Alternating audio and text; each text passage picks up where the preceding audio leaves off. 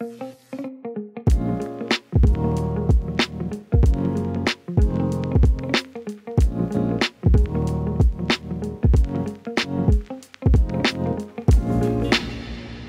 fitness nadšenci! Dnes se podíváme na to, jak maximalizovat váš zážitek s Mii Moverem.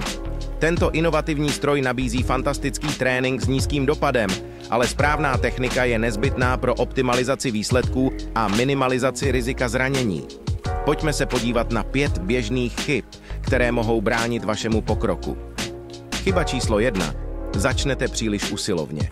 Mii Mover je navržen tak, že má nízký dopad a je šetrný k vašim kloubům, takže je skvělou volbou pro všechny fitness úrovně. Je však důležité začít postupně. Začněte s kratšími vzdálenostmi, což vašemu tělu umožní přizpůsobit se novým pohybovým vzorcům a sníží tak možnost zranění z přetížení. Jak se vaše kondice zlepšuje, můžete postupně prodlužovat dobu a intenzitu tréninku. Nepodceňujte cvičení s Mii Moverem. Chyba číslo 2. Vynechání rozcvičení a doběhnutí.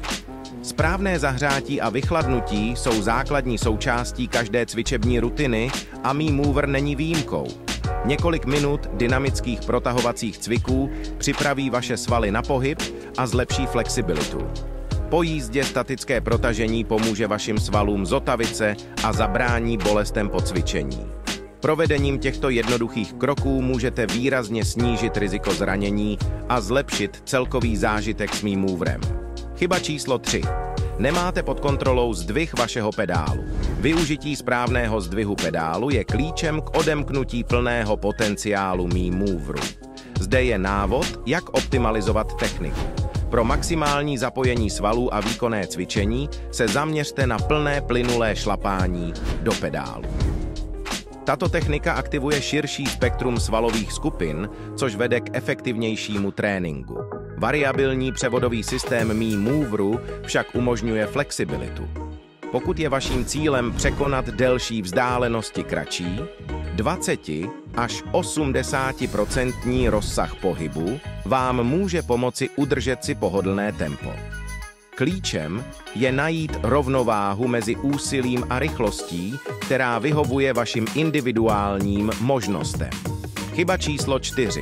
Nevhodné držení těla. Udržování správné pozice těla je zásadní pro maximalizaci efektivity vašich tréninků s Mii Moverem a prevencí zranění. Zde je rychlé připomenutí. Udržujte páteř rovně, ramena uvolněná a kór zapojený.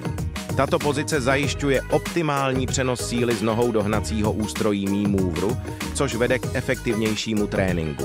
Správné držení těla navíc pomáhá udržovat stabilitu a snižuje namáhání zádových a krčních svalů. Chyba číslo 5. Zanedbávání pravidelné údržby. Správná údržba je nezbytná pro zajištění bezchybného provozu, dlouhé životnosti a bezpečnosti vašeho Mii Moveru. Pravidelně kontrolujte opotřebení, promažte pohyblivé části podle pokynů výrobce a dotáhněte uvolněné šrouby. Prováděním těchto jednoduchých úkolů nejen prodloužíte životnost vašeho Mii Moveru, ale také zajistíte bezpečnou a příjemnou jízdu.